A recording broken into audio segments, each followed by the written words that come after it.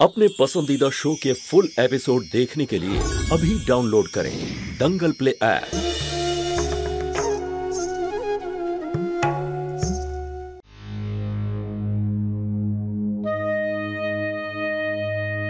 আসুন, আপাতত উনি ঠিকই আছেন। ভাগ্য ভালো উনি গ্যাস বেশি ইনহেল করেননি। সময় মতো আমিও চলে এসেছি। কিছুটা সময় এখন অক্সিজেন চালিয়ে যেতে হবে। কোনো ইন্টারনাল ড্যামেজ বা কোনো প্রবলেমের ব্যাপার নেই তো? ডোন্ট ওয়ারি, সেরকম কিছু হলে আমি নিজে হসপিটালে অ্যাডমিট করার অ্যাডভাইস দিতাম। Everything is under control. আচ্ছা ডক্টর, আরও একটা কথা। আপনি বুঝতেই পেরেছেন যেটা সুইসাইড অ্যাটেম্পট, তাই প্লিজ আপনাকে রিকোয়েস্ট করছি এই কথাটা আপনি আর কাউকে বলবেন না, না হলে পুলিশ কেস হতে পারে, আর কারণ লোকেরা এইসব নিয়ে অনেক কথা বলবে। ডোন্ট ওয়ারি, ফিজিক্যালি উনি তাড়াতাড়ি ঠিক হয়ে যাবেন, কিন্তু যে কারণের জন্য উনি ওই পদক্ষেপ নিয়েছেন সেটা থেকে বেরোতে একটু সময় তো লাগবেই।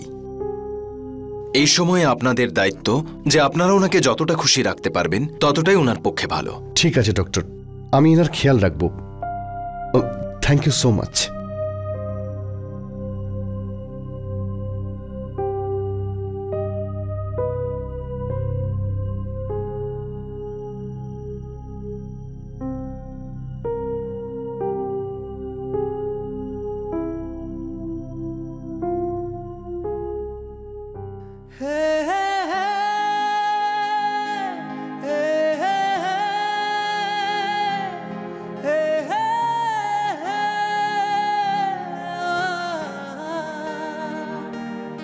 জ্যোতি,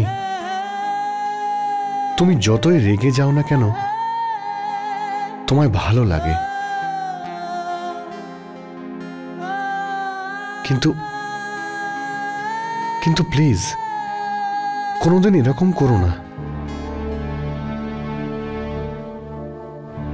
তুমি খুব ভালো থাকো।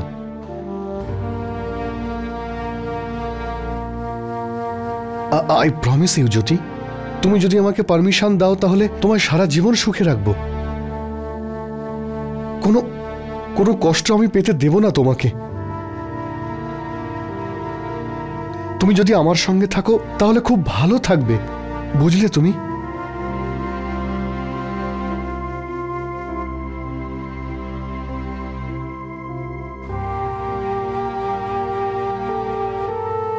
তোমার কোনো ক্ষতি হতে আমি দেব না।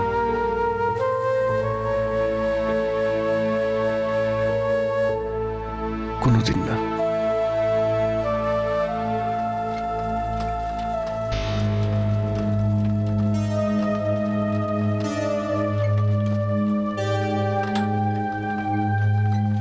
সুধা, মা তো চোখে সারা রাত ঘুমোসনি?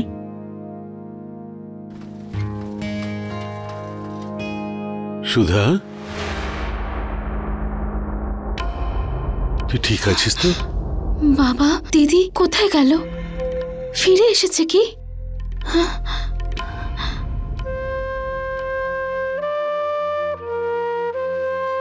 না মা, আমার ভুলের জন্য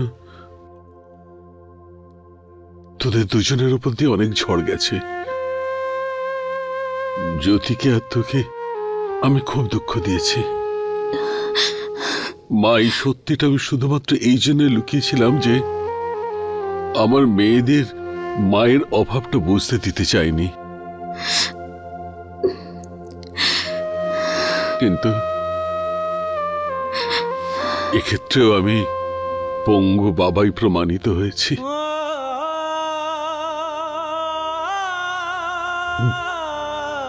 তোর এই হতভাগা বাবাকে ক্ষমা করে দিস সুধী, ক্ষমা করে দিস এই অপারগ বাবাকে।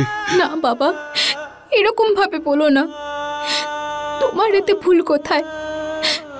বাস দিদি, দিদি, দীপু, তুই দিদিকে নিয়ে আসতে গিয়েছিলি না? দিদি শিশু মঙ্গলে রয়েছে। আমার সাথে কথাই বললো না।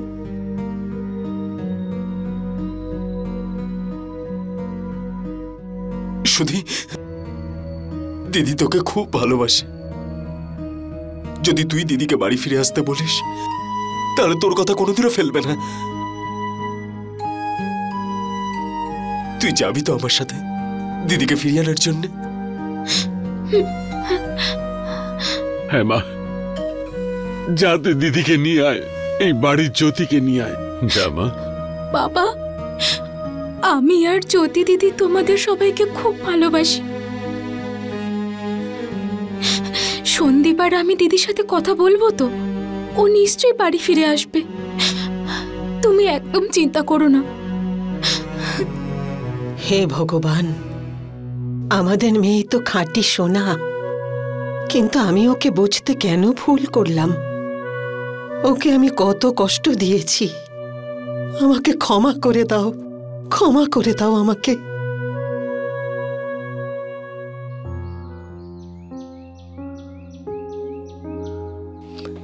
ব্যাগে কি আছে? ওই দিদি কাল বাড়ি থেকে হঠাৎই বেরিয়ে গেল, নিজের জামাও তো পাল্টায়নি, আর পার্স আর ফোন তো বাড়িতেই ফেলে এসেছিল, যদি প্রয়োজন হয় তাই। তুই কত ভালো, তাই না সুধা? তুই আর জ্যোতি দিদি বাড়ির সবার কত খেয়াল রাখিস। একটা কথা বলবো, বাবা এটা মনে করে যে যা কিছু হয়েছে সেই সবকিছুর জন্য সে নিজে দায়ী, কিন্তু তার আসল দোষী তো আমি, তাই না? সুধা, আমি প্রথম থেকেই ভুল ছিলাম। আমি কখনো আমার দায়িত্বগুলো আর সম্পর্কগুলোকে বুঝিনি। আমি তোকেই বুঝতে পারিনি। আমি কখনো তোর সাথে ভালো ব্যবহার করিনি। আই এম সরি সুধা। এখন তো শুধু একটাই উইশ, যে জ্যোতি দিদি তাড়াতাড়ি বাড়িতে ফিরে আসুক, আর আমরা সবাই মিলে নতুন ভাবে আমাদের সবার জীবন শুরু করব। এত এত সহজে দিদি ফিরবে না। দীপু, জ্যোতি দিদি সবার উপরে খুব অভিমান করে আছে। যদি শুধু আমাদের কথা শুনেই বাড়ি ফিরে আসার হতো, তাহলে ও কাল রাতেই তোর সাথে তো চলে আসতো। হ্যাঁ, তাহলে আমাদের কি করা উচিত? একটা উপায় আছে। কল্পনা দিদি আছে না, ওর সাথে কি বরং আমরা কথা বলি। জ্যোতি দিদি ওর কথা ফেলতে পারবে না। যদি কল্পনা দিদি বলে তাহলে জ্যোতি দিদি অবশ্যই ফিরে আসবে। আমি তো জানতামই না যে জ্যোতি এখানে আছে। এখানে সন্দীপ আর সুধা আমাকে নিয়ে এসেছে। আমার মনে হয় যে ওর ফ্যামিলিতে এমন কিছু কথা উঠেছে যেই কারণে জ্যোতি এখানে চলে এসেছে। You know, family problems. Family problem? এমন কি হয়েছিল যাতে জ্যোতি এরকম একটা স্টেপ নিতে বাধ্য হলো? আপনি জানেন, ও নিজেকে শেষ করে দিতে চেয়েছিল।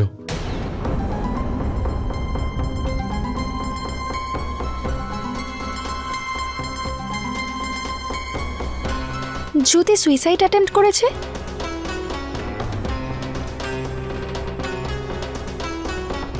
এখন কেমন আছে ও?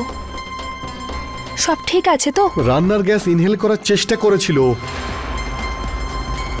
এখনো ভালো আছে। ডক্টর ওকে সবেমাত্র দেখে গেল। কিন্তু জ্যোতি তো ওর ফ্যামিলিকে খুবই ভালোবাসতো, তাহলে এসব কেন হলো? আপনার সঙ্গে যারা এসেছেন তারা কিছু বলেছেন আপনাকে?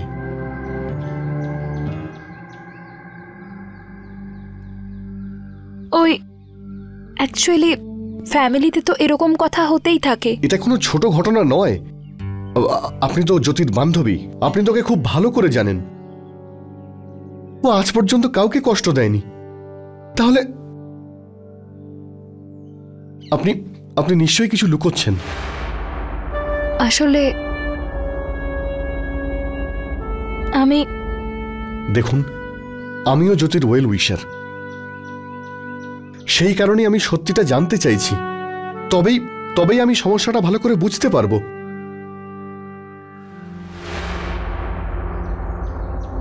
অ্যাকচুয়ালি কাল বাড়িতে ওর কিছু কথা হয়েছে, আর কথায় কথায় জ্যোতি এটা জানতে পেরেছে যে আজ পর্যন্ত যাকে ও নিজের মা বলে ভেবে এসেছে সে ওর মা নয়, ওর সৎ মা।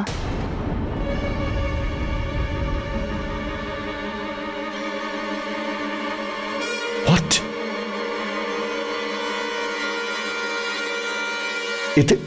এতে খুবই খারাপ লেগেছে ওর। এরকম সিচুয়েশনে তো যে কেউ আঘাত পেতে পারে,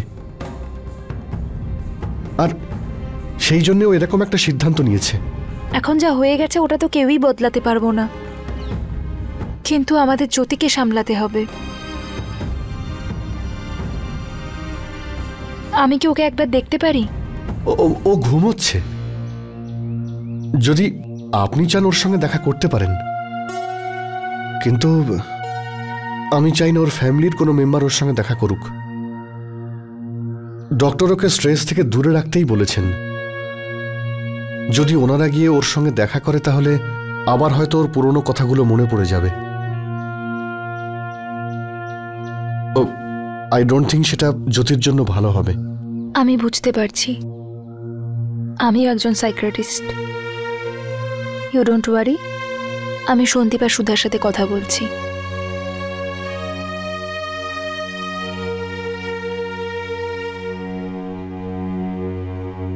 এখন দিদি কেমন আছে? এখন ঠিক আছে, শুয়ে আছে। একটু শরীরটা খারাপ হয়ে গিয়েছিল, কিন্তু চিন্তা করার মতো কোনো কারণ নেই। ডক্টর বলেছেন একটু আরাম করলেই ঠিক হয়ে যাবে। তাহলে দিদিকে বাড়ি নিয়ে যাই? না সুধা, এই মুহূর্তে ওকে বাড়ি নিয়ে যাওয়া ঠিক হবে না। দেখ সুধা, তুই তো সবই জানিস বাড়িতে কি হয়েছে, আর এই মুহূর্তে ওকে যদি বাড়িতে নিয়ে যাওয়া হয় আবারও সেই কথাগুলোই উঠবে, আবার ও স্ট্রেস নেবে। আর ডাক্তার বলেছেন যে এই মুহূর্তে ওর স্ট্রেস নেওয়া একদম ঠিক নয়। ঠিক আছে, তুমি যেটা ভালো বুঝবে। কল্পনা দিদি, আমি যদি দিদির সাথে একবার দেখা করতে পারি?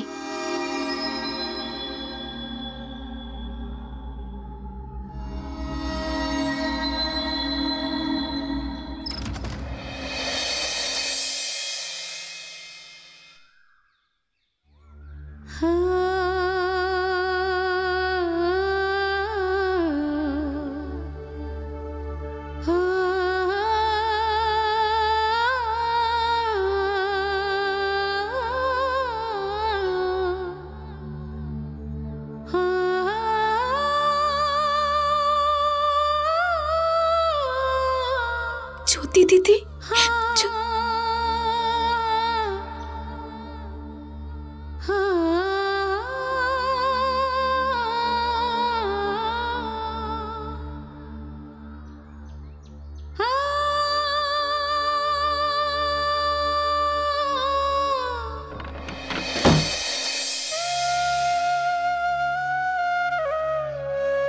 তোমাকে চুপচাপ একদমই ভালো লাগে না। এভাবে তো আমি তোমাকে দেখিনি। যখন আমি ভাবি তখন মনে হয় যে তুমি খুবই স্মার্ট মেয়ে, খুবই বুদ্ধিমতী, কিন্তু মাঝে মধ্যে একদম বাচ্চাদের মতো হয়ে যাও, সিলি গার্ল। তুমি তো সবার মন জয় করে নিতে পারো, তাহলে তোমাকে এইভাবে কেউ কি করে কষ্ট দিতে পারে?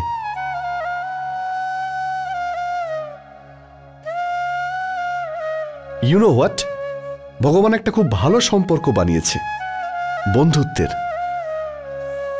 যাতে যে খামতি অন্য সম্পর্কে থাকে সেটা বন্ধুত্বই পূর্ণ করে দেয়, তাই না?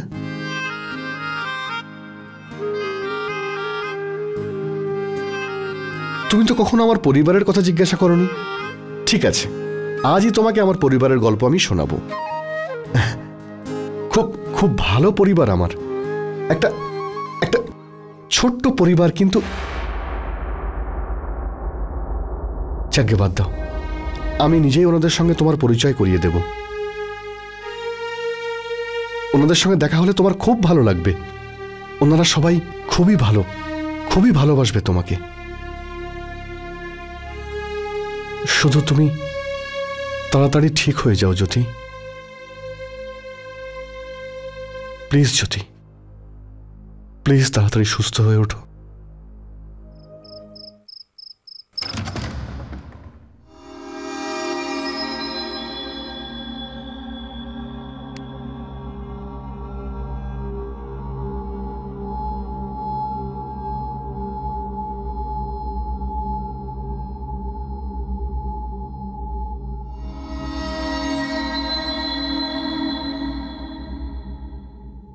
জ্যোতি, কেমন আছো তুমি? নিজের চোখকেই বিশ্বাস হচ্ছে না যে এটা তুমি। আরে, যে জ্যোতিকে আমি চিনি সে এরকম ছিল না। আপনার মনে হয় এতে কোনো কাজ হবে? বিশ্বাস তো আছে। এই সমস্ত কেসগুলোতে এই পদ্ধতিটা কাজে লেগে যায়। ডান্স জ্যোতির প্যাশন, ওর জীবন।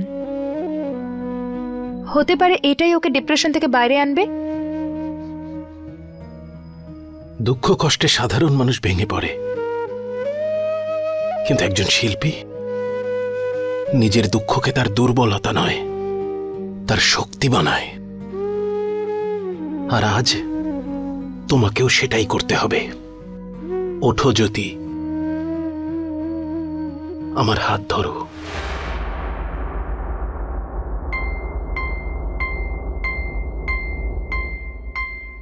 জানি জ্যোতি যে তুমি হয়তো ভাবছো সবকিছু শেষ হয়ে গেছে, কিন্তু না, তেমনটা হয়নি জ্যোতি। কারণ তোমার শিল্প ঈশ্বরের দেওয়া এক অমূল্য উপহার। তাকে তোমার থেকে কেউ ছিনিয়ে নিতে পারে না, কারণ এটাই তোমার কর্ম আর এটাই ধর্ম।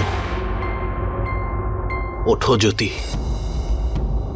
সময় এসে গেছে নিজের কর্ম করার, ধর্ম পালন করার। চলো আমার সঙ্গে। দুঃখ আর কষ্টের এই অন্ধকারের বাইরে নতুন পৃথিবীতে পা রাখো।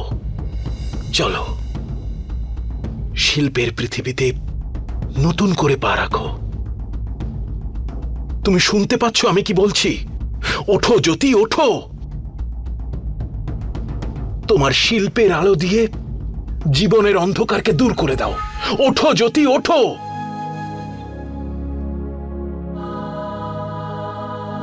কোন জগতে হারিয়ে গেছো তুমি, যেখানে আমার কথাও তোমার কানে পৌঁছচ্ছে না? আরে, কোন অন্ধকারে হারিয়ে গেলে জ্যোতি? জ্যোতি মানে তো আলোর প্রকাশ, অন্ধকার নয়। কি হয়েছে তোমার জ্যোতি? কথা বলো আমার সঙ্গে। আরে কিছু তো বলো, বলো কিছু।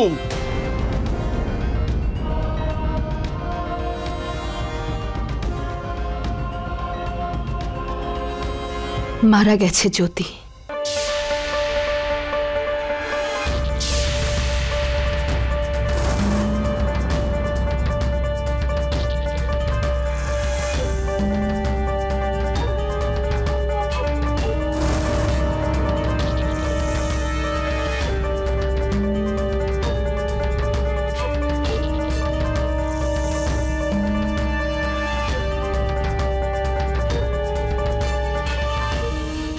फुल एपिसोड देखने के लिए अभी डाउनलोड करें दंगल प्ले ऐप।